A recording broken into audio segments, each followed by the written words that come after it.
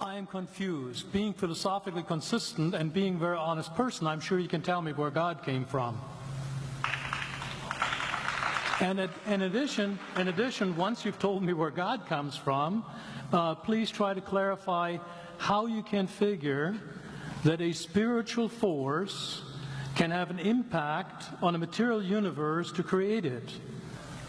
You've got 5 minutes.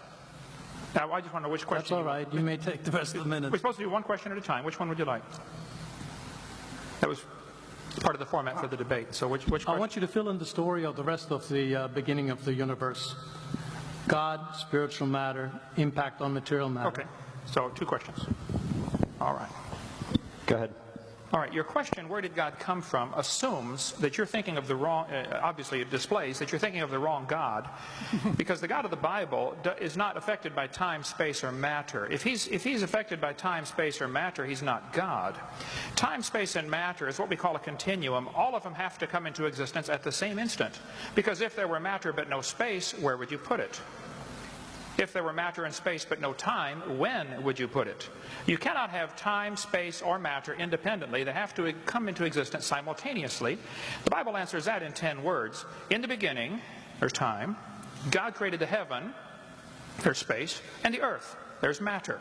So you have time, space, matter, created a trinity of trinities there. Just, time is past, present, future. Space has length, width, height. Matter has solid, liquid, gas. You have a trinity of trinities created instantaneously. And the God who created them has to be outside of them. If he's limited by time, he's not God. The guy who created this computer is not in the computer. He's not running around in there changing the numbers on the screen, okay?